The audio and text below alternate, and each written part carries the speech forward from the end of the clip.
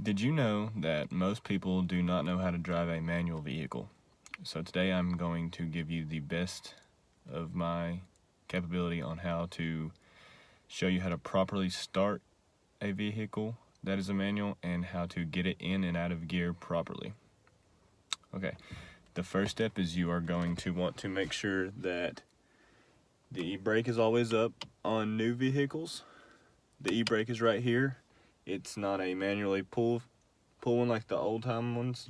They started making these roughly new 2014s, 2015s. It's actually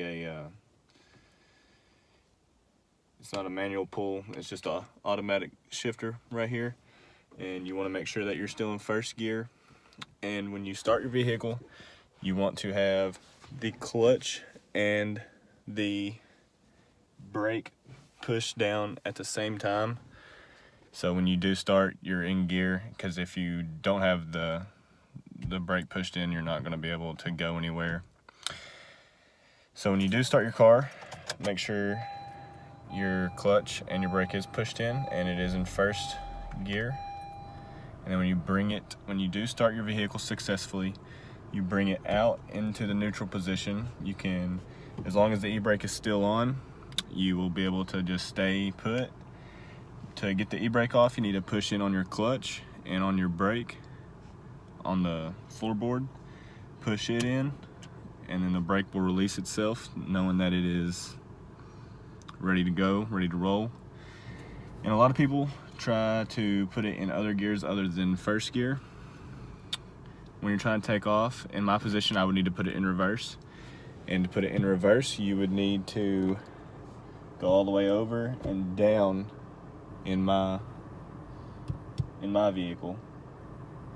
And then whenever you do start to go, you can't, when you're first learning how to drive a manual vehicle, it is very difficult to be able to learn how to go, because you have to push in on the clutch and rev in the gas and release the clutch at the same time.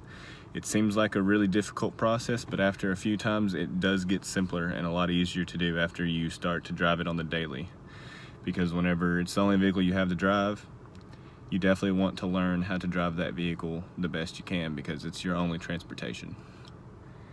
So in my case, I would put it in reverse and I would press on the gas until the RPMs get up to around 2.5, and you start to gradually release the clutch, and you will feel the car start to take momentum into the direction that you have put it into.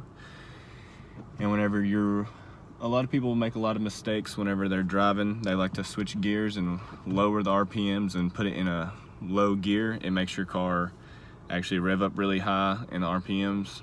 So when you slow down, you really mainly just need to put it into neutral. That way you can get into any gear you need to. Say if you're coming up on a red light and if you're going in neutral, you can throw it into second gear and just keep on going, because first gear is what a lot of people have the most trouble with. It's what I had the most trouble with, getting it into first gear.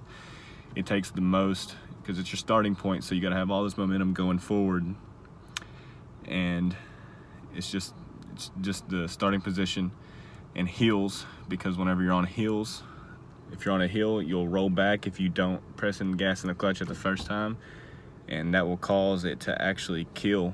And when I say kill, the engine just dies. You'll have to restart and keep going. That's the most difficult about the manual.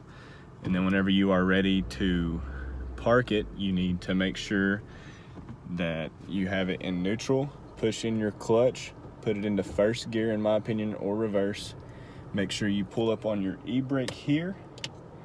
And if you don't shut the car off with your foot still in the clutch or the brake, it will kill itself.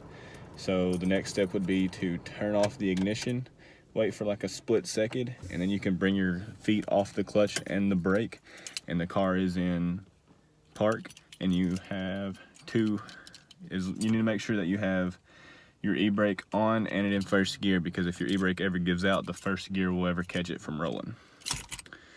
So in conclusion, it is very difficult to learn how to drive a manual. If you have not yet to practice at all, I highly suggest everybody needs to know how to drive, because you never know when you're going to get into a situation where you need to drive a manual. If it's a case of emergency, everybody needs to know how to drive a stick shift. 75% of Americans, or 75% of the United States, does not know how to drive a stick shift, and I highly consider everybody learning.